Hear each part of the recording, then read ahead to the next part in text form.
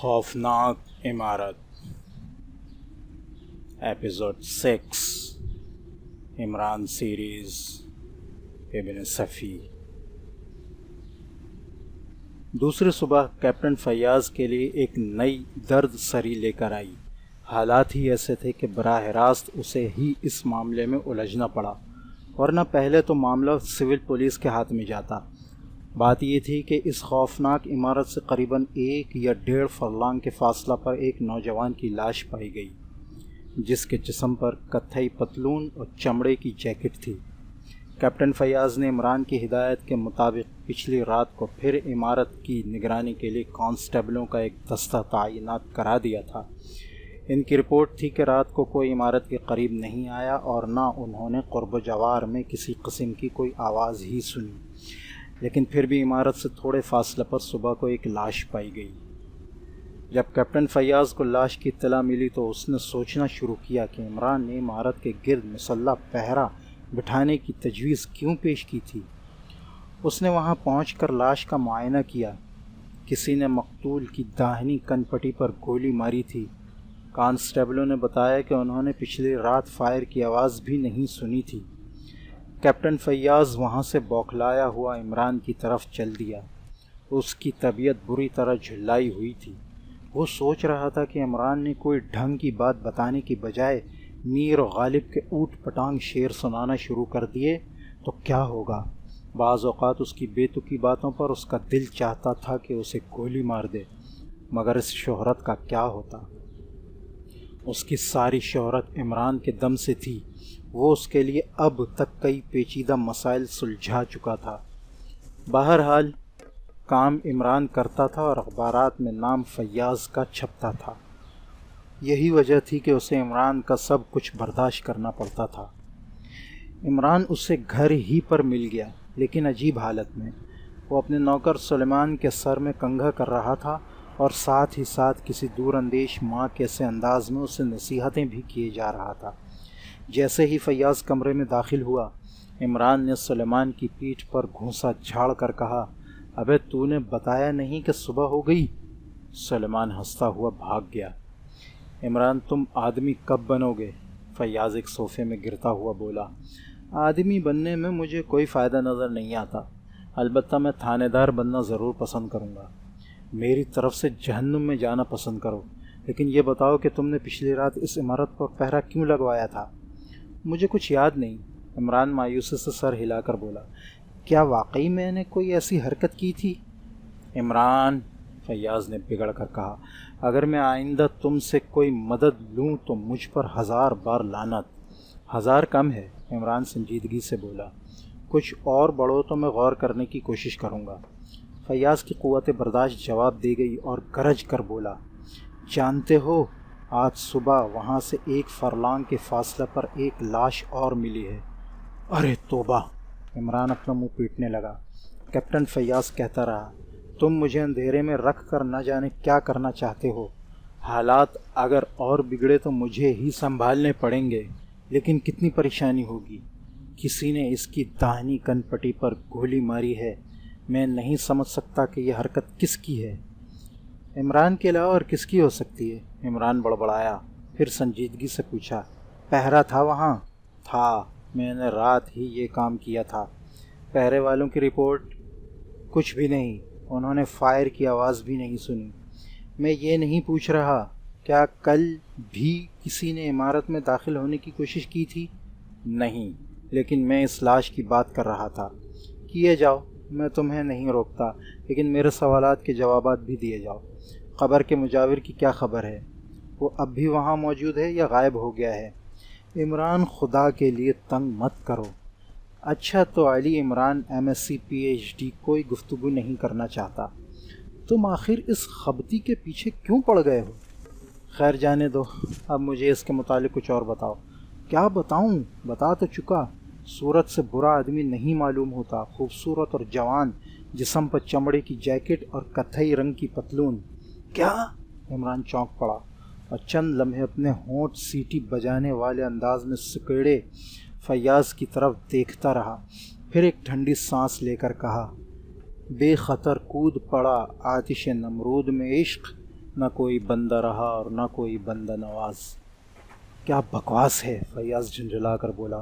اول تو تمہیں اشعار ٹھیک یاد نہیں، پھر یہاں اس کا موقع کب تھا؟ عمران میرا بس چلے تو تمہیں گولی مار دوں۔ کیوں، شعر میں کیا غلطی ہے؟ مجھے شاعری سے دلچسپی نہیں، لیکن مجھے دونوں مصرے بے ربط معلوم ہوتے ہیں۔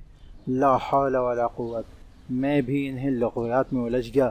خدا کے لیے کام کی باتیں کرو، تم نہ جانے کیا کر رہے ہو۔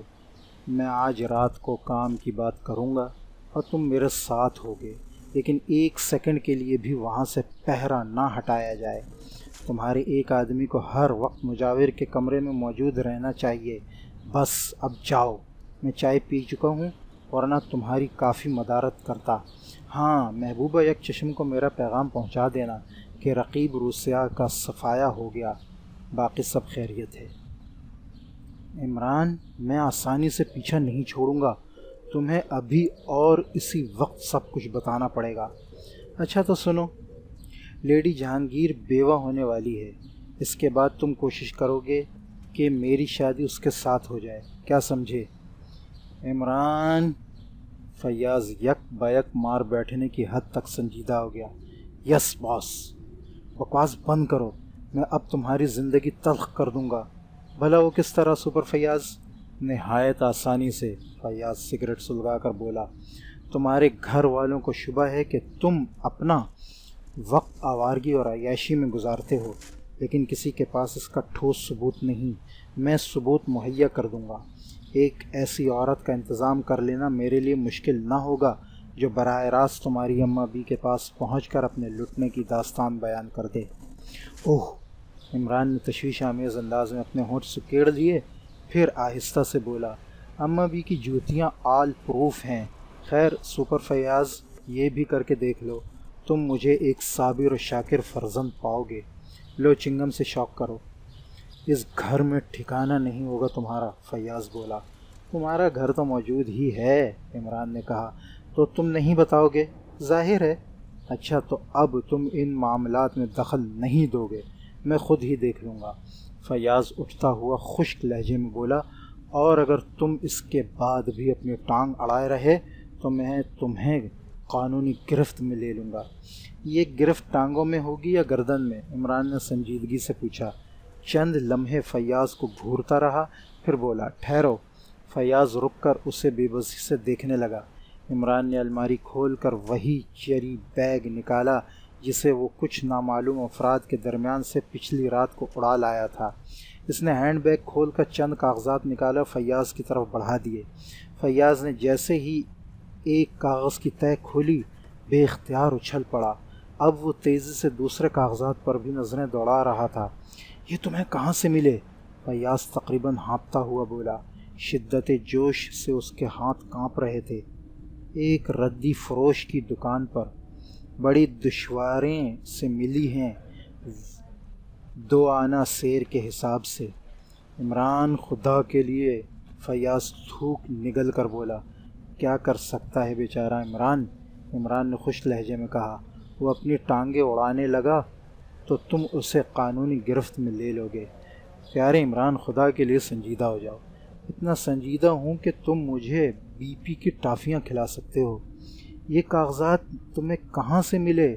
سڑک پر پڑے ہوئے ملے تھے، اور اب میں نے انہیں قانون کے ہاتھوں میں پہنچا دیا۔ اب قانون کا کام ہے کہ وہ ایسے ہاتھ تلاش کرے جن میں ہتھکڑیاں لگا سکے۔ عمران نے اپنی ٹانگ ہٹا لی۔ فیاض بے بسی سے اس کی طرف دیکھتا رہا۔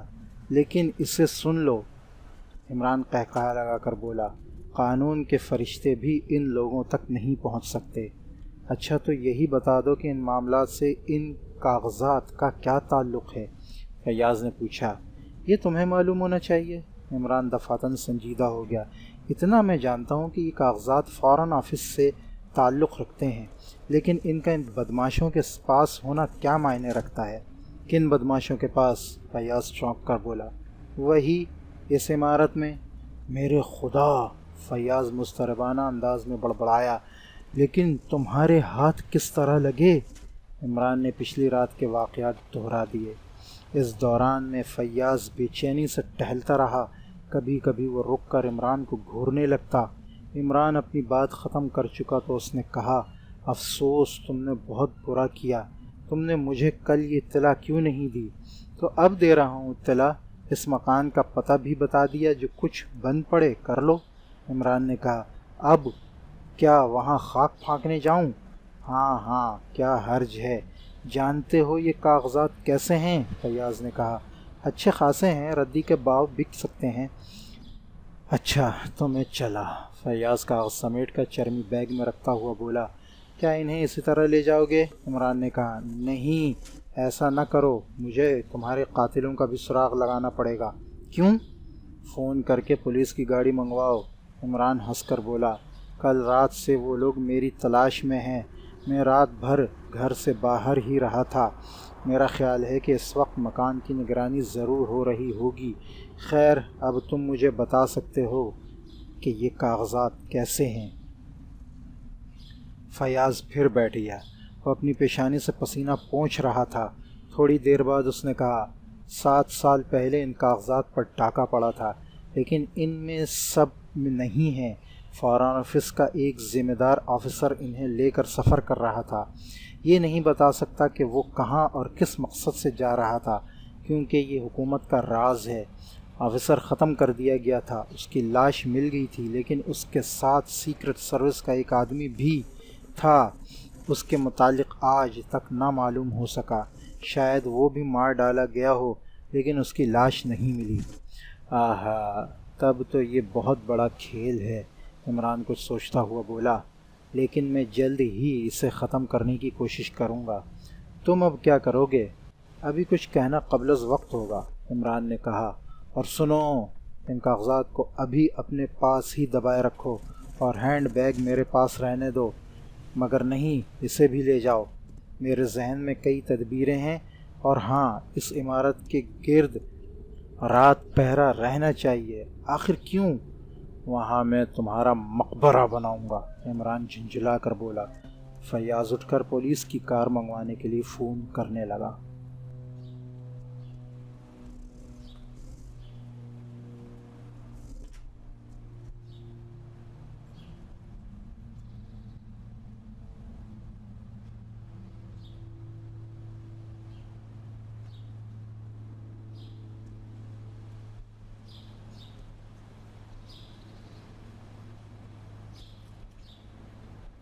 اسی رات کو عمران بوکھلایا ہوا فیاض کے گھر پہنچا۔ فیاض سونے کی تیاری کر رہا تھا۔ ایسے موقع پر اگر عمران کی بجائے کوئی اور ہوتا تو وہ بڑی بد اخلاقی سے پیش آتا، مگر عمران کا معاملہ ہی کچھ اور تھا۔ اس کی بدولت آج اس کے ہاتھ ایسے کاغذات لگے تھے جن کی تلاش میں عرصہ سے محکمہ سراغ رسانی سر مار رہا تھا۔ فیاض نے اسے اپنے سونے کے کمرے میں بلوا لیا۔ میں صرف ایک بات پوچھنے کے لیے آیا ہوں، عمران نے کہا۔ کیا بات ہے؟ کہو۔ عمران ٹھنڈی سانس لے کر بولا، کیا تم کبھی کبھی میری قبر پر آیا کرو گے؟ فیاض کا دل چاہا کہ اس کا سر دیوار سے ٹکرا کر سچ مچ اس کو قبر تک جانے کا موقع مہیا کرے۔ وہ کچھ کہنے کی بجائے عمران کو گھورتا رہا۔ تم خاموش ہو، عمران کسی ناکام عاشق کی طرح بولا۔ میں سمجھا تمہیں شاید کسی اور سے پریم ہو گیا ہے۔ عمران کے بچے، رحمان کے بچے، عمران نے جلدی سے تصحیح کی۔ تم کیوں میری زندگی تلخ کیے ہوئے ہو؟ او ہو، کیا تمہاری مادہ دوسرے کمرے میں سوئی ہے؟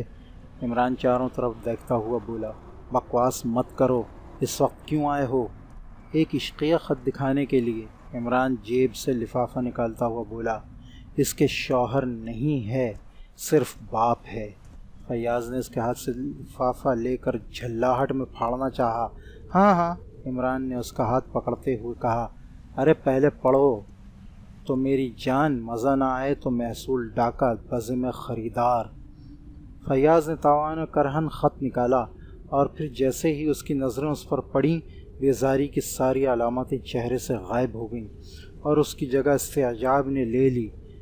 خط ٹائپ کیا ہوا تھا، عمران، اگر وہ چرمی بیگ یا اس کے اندر کی کوئی چیز پولیس تک پہنچی تو تمہاری شامت آ جائے گی، اسے واپس کر دو، بہتری اسی میں ہے، ورنہ کہیں کسی جگہ موت سے ملاقات ضرور ہوگی۔ آج رات کو 11 بجے ریس کورس کے قریب ملو، ہینڈ بیگ تمہارے ساتھ ہونا چاہیے، اکیلے ہی آنا، ورنہ اگر تم 5000 آدمی بھی ساتھ لاؤ گے تب بھی گولی تمہارے سینے پر ہی لگے گی۔ فیاض خط پڑھ چکنے کے بعد عمران کی طرف دیکھنے لگا۔ لاؤ اسے واپس کراؤں، عمران نے کہا۔ پاگل ہو گئے ہو؟ ہاں، تم ڈر گئے؟ فیاض ہنسنے لگا۔ ہارٹ فیل ہوتے ہوتے بچا ہے، عمران ناک کے بل بولا۔ ریوالور ہے تمہارے پاس؟ ریوالور؟ عمران اپنے کانوں میں انگلیاں ٹھوستے ہوئے بولا۔ ارے باپ رے، اگر نہیں ہے تو میں تمہارے لیے لائسنس حاصل کر لوں گا۔ بس کرم کرو، عمران برا سا منہ بنا کر بولا۔ اس میں آواز بھی ہوتی اور دھواں بھی نکلتا ہے، میرا دل بہت کمزور ہے، لاؤ ہینڈ بیگ واپس کر دو۔ کیا بچوں کی سی باتیں کر رہے ہو؟ اچھا تو تم نہیں دو گے؟ عمران آنکھیں نکال کر بولا۔ فضول مت بکو، مجھے نیند آ رہی ہے۔ ارے او فیاض صاحب، ابھی میری شادی نہیں ہوئی اور میں باپ بنے بغیر مرنا پسند نہیں کروں گا۔ ہینڈ بیگ تمہارے والد کے آفس میں بھیج دیا گیا ہے، تب انہیں اپنے جوان بیٹے کی لاش پر آنسو بہانے پڑیں گے۔ کنفیوشس نے یہی کہا تھا۔ جاؤ یار، خدا کے لیے سونے دو، 11 بجنے میں صرف 5 منٹ رہ گئے ہیں، عمران گھڑی کی طرف دیکھتا ہوا بولا۔ اچھا چلو تم بھی یہیں سو جاؤ، فیاض نے بے بسی سے کہا۔ کچھ دیر خاموشی رہی، پھر عمران نے کہا، کیا اس عمارت کے گرد اب بھی پہرا ہے؟ ہاں، کچھ اور آدمی بڑھا دیے گئے ہیں، لیکن آخر تم یہ سب کیوں کر رہے ہو؟ آفیسر مجھ سے اس کا سبب پوچھتے ہیں اور میں ٹالتا رہتا ہوں۔ اچھا تو اٹھو، یہ کھیل بھی اسی وقت ختم کر دیں، 30 منٹ میں ہم وہاں پہنچیں گے، باقی بچے 20 منٹ، 11 سوا 11 بجے تک سب کچھ ہو جانا چاہیے۔ کیا ہونا چاہیے؟ 11:30 بجے بتاؤں گا، اٹھو، میں اس وقت عالم تصور میں تمہارا عہدہ بڑھتا ہوا دیکھ رہا ہوں۔ آخر کیوں؟ کوئی خاص بات؟ علی عمران MSc PhD کبھی کوئی عام بات نہیں کرتا، سمجھے؟ Now get up. فیاض نے توانا کرہن لباس تبدیل کیا۔ تھوڑی دیر بعد اس کی موٹر سائیکل پھر تیزی سے اس دیہی علاقے کی طرف جا رہی تھی جہاں وہ عمارت تھی۔ عمارت کے قریب پہنچ کر عمران نے فیاض سے کہا، تمہیں صرف اتنا کرنا ہے کہ تم اس وقت تک قبر کے مجاور کو باتوں میں الجھائے رکھو جب تک میں واپس نہ آ جاؤں، سمجھے؟ اس کے کمرے میں جاؤ، 1 سیکنڈ کے لیے بھی اس کا ساتھ نہ چھوڑنا۔